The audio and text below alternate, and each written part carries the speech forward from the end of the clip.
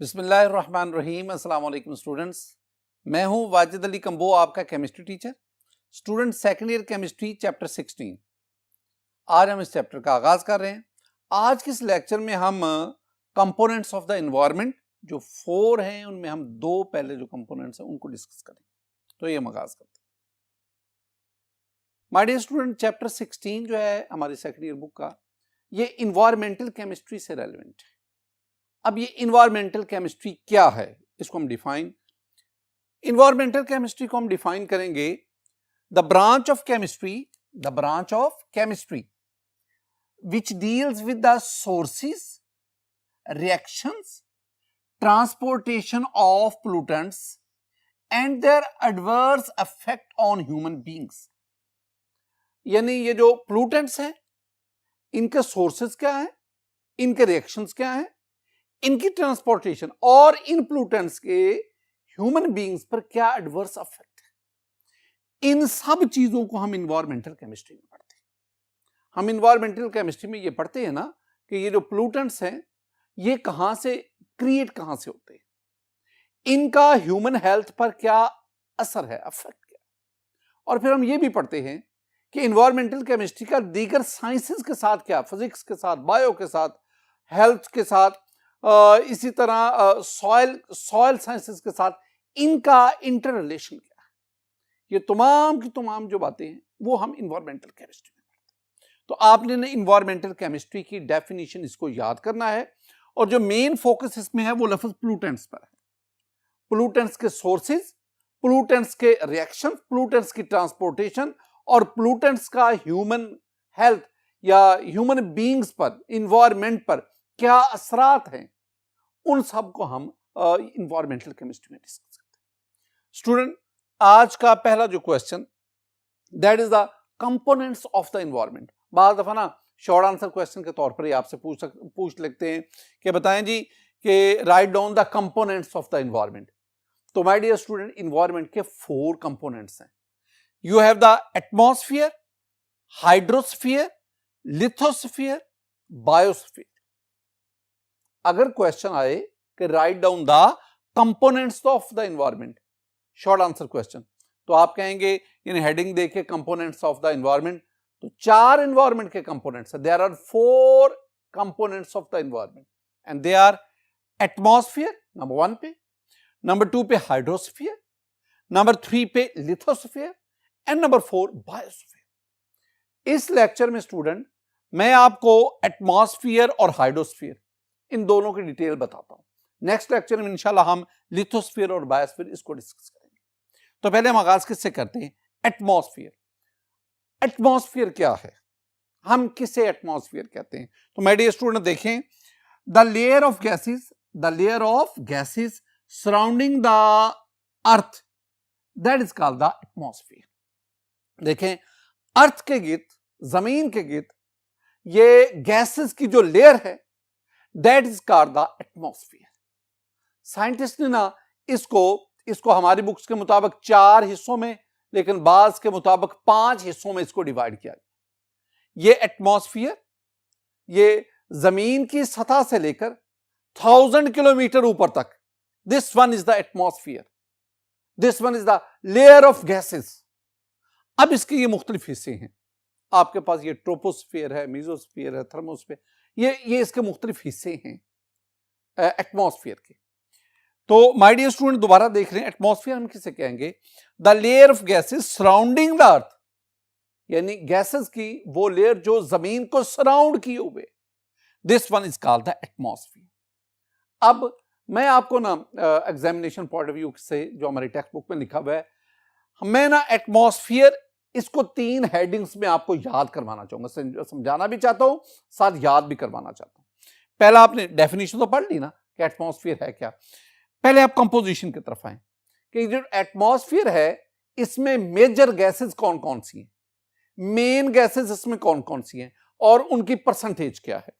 तो major gases in the atmosphere, they are nitrogen 78%, you have the oxygen 21%, you have the argon 0.9%, you have the carbon dioxide 0.03%.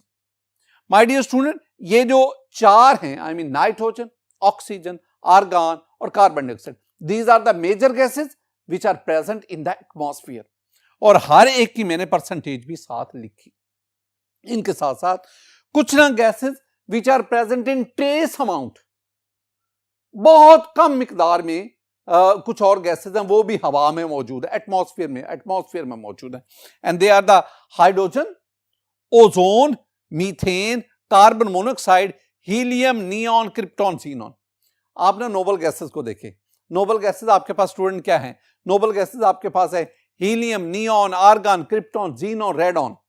Radon तो radioactive, उसको छोड़ दो, बाकी 5 की बात करें। जो आपके पास आर्गन है, आर्गन ज्यादा मिकदार में मौजूद है। आर्गन को हम ना मेजर गैस के तौर पर लेते हैं।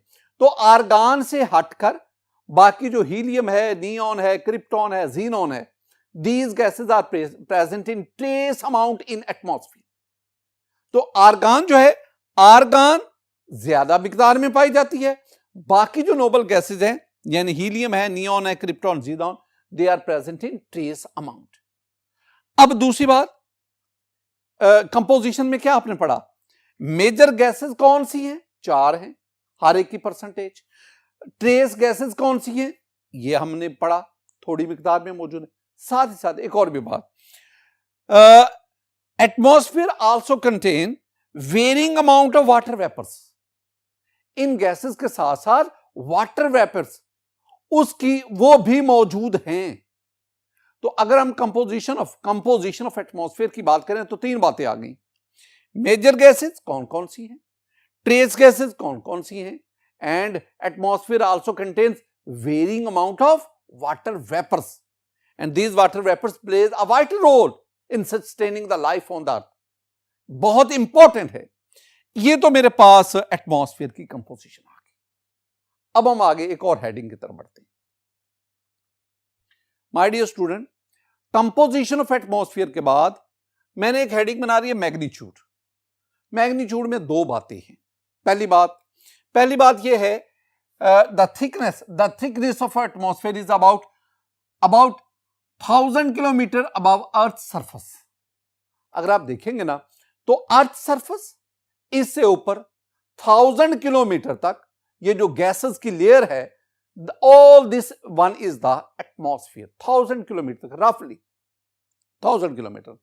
एक और बहुत इंपॉर्टेंट बात स्टूडेंट, ये मैंने अभी भी आपसे जिक्र किया, ये जो एटमॉस्फेयर है इसको मजीद बाज बुक्स के मुताबिक 4 पार्ट्स में, 4 हिस्सों में, बाज के मुताबिक 5 हिस्सों में डिवाइड किया गया है।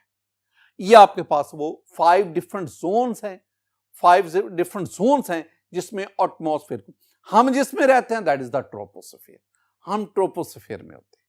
माय डियर स्टूडेंट, एक और भी अहम बात, half of the mass of atmosphere is concentrated in the 5.6 kilometre. यानी इसका मतलब क्या हुआ कि ये जो गैसेस हैं जो एटमॉस्फेयर में मौजूद हैं, ये गैसेस इनका मोलेकुलर मास ज्यादा होता है, यानी कंपैरेटिवली ये हैवी गैसेस हैं, जिसकी वजह से ये एटमॉस्फेयर के ऊपर नहीं, ये एटमॉस्फेयर के निचले हिस्से में रहती है, ट्रोपोस्फेयर में ज्यादातर। यानी अब हमने क्या पढ़ा, हमने कहा कि जी ये जो एटमॉस्फेयर का जो तकरीबन हाफ मास है वो 5.6 किलोमीटर इसकी रेंज में मौजूद है। यानी अगर मैं फर्ज कर रहा हूं कि अगर एटमॉस्फेयर का टोटल मास जो है वो 100 kg है टोटल मास, तो 100 में से जो 50 kg मास है ना, वो इस 5.6 किलोमीटर के एरिया में मौजूद है। यानी बात क्या समझनी, बात यह समझनी है कि एटमॉस्फेयर में मौजूद ये वाटर वेपर्स और ये डिफरेंट गैसेस जिसमें नाइट्रोजन है, जिसमें ऑक्सीजन है, ये हैवी हैं, और हैवी होने की वजह से वो आप जानते हैं ग्रेविटी की वजह से ये एटमॉस्फेयर के निचले हिस्से में मौजूद रहती हैं। ये 2 बातें जो है ना, ये आप मैग्नीट्यूड के हेडिंग से, यानी पहला हेडिंग आपके पास क्या आया, पहला हेडिंग था कंपोजिशन का, दूसरा हेडिंग आपके पास क्या आ गया, मैग्नीट्यूड। अब तीसरी बहुत इंपॉर्टेंट बात, what is the usefulness of atmosphere. Atmosphere इसकी अहमियत क्या है, ये किस तरह हमारे लिए मुफीद है, कुछ पॉइंट्स जरा देखें। माय डियर स्टूडेंट, पहली बहुत इंपॉर्टेंट बात वो क्या, the gases in the atmosphere, जिनका मैंने जिक्र किया, जिनमें मैंने नाइट्रोजन, ऑक्सीजन, आर्गन वगैरह इनका जिक्र किया, the gases in the atmosphere absorb most of the cosmic rays and major portion of the harmful electromagnetic radiation coming from sun and protects life on earth. Very important. मैंने क्या कहा, होता यह है कि सूरज से जो रोशनी आ रही है, जो लाइट सन से आ रही है, उसमें कॉस्मिक रेज के साथ साथ बहुत हार्मफुल इलेक्ट्रोमैग्नेटिक रेज, जिसमें आप यूवी पढ़ते हैं, अगर ये रेज एटमॉस्फेयर में अब्सॉर्ब ना हो और ये रेज जमीन तक पहुंच जाए, तो ये जमीन पर मौजूद लाइफ, जिसमें एनिमल्स हैं, प्लांट्स हैं, लाइफ को डिस्ट्रॉय कर देती। तो कुदरत ने एटमॉस्फेयर हमारे लिए एक अम्ब्रेला है जो हमें शेल्टर प्रोवाइड करता है। आप पढ़ते हैं और आगे चलकर इंशाल्लाह हम पढ़ेंगे भी कि ओजोन जो है, ओजोन सूरज से आने वाली जो अल्ट्रावायलेट रेज उनको ब्लॉक करती है और उन हार्मफुल रेज को जमीन, और ये जो ओजोन है कहां मौजूद है? It is present in the atmosphere. ये स्ट्रेटोस्फीयर में मौजूद है। Stratosphere is a part of the atmosphere. My dear student, इसका पहला काम क्या हुआ? एटमॉस्फेयर ये कॉस्मिक रेज और major portion of harmful radiation उनको ब्लॉक करता है, उनको कंट्रोल करता है और यूं जमीन पर लाइफ को महफूज बनाता है। दूसरा काम है द एटमॉस्फेरिक गैसेज, यानी the gases present in the atmosphere are essential for sustaining life on earth. जमीन पर जिंदगी के वजूद के लिए ये एटमॉस्फेयर में मौजूद गैसेस का होना जरूरी है। अच्छा, वो कैसे? देखें, ऑक्सीजन मौजूद है 21%। ऑक्सीजन रिक्वायर्ड फॉर ब्रीदिंग, सांस लेने के लिए ऑक्सीजन चाहिए। कहां से हम सांस लेते हैं? हम एटमॉस्फेयर में मौजूद जो ऑक्सीजन है उसके जरिए सांस लेते हैं। दूसरी बात, carbon dioxide is required for plant photosynthesis.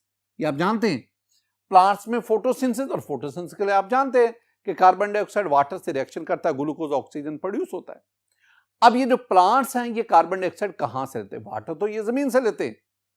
ये कार्बन डाइऑक्साइड कहां से लेते हैं? ये कार्बन डाइऑक्साइड हवा से लेते हैं, एटमॉस्फेयर से लेते हैं।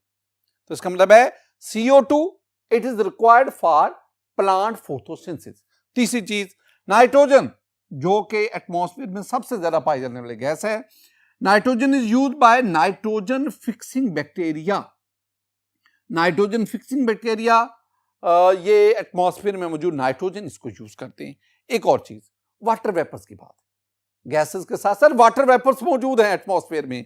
Water vapours are responsible for sustaining various forms of life on earth. Water vapors, they are very very important, बहुत अहम है। पहले किसकी इंपॉर्टेंस बताई? ऑक्सीजन की। किसके लिए जरूरी है? ब्रीदिंग के लिए। कार्बन डाइऑक्साइड किसके लिए जरूरी है? प्लांट फोटोसिंथेसिस के लिए। नाइट्रोजन कहां पे इस्तेमाल होती है? ये नाइट्रोजन फिक्सिंग बैक्टीरिया इनको इस्तेमाल। वाटर वेपर्स बहुत बहुत इंपॉर्टेंट। ये कुछ चीजें जो आपके पास, यानी ये वो एटमॉस्फेरिक गैसेस हैं, जो लाइफ के लिए बहुत बहुत जरूरी है। इसके अलावा और क्या यूजफुलनेस है, जरा उसको भी देखते हैं। माय डियर स्टूडेंट, तीसरी बात जो यूजफुलनेस ऑफ एटमॉस्फेयर के बारे में, वो ये है कि atmosphere maintains the heat balance of the earth.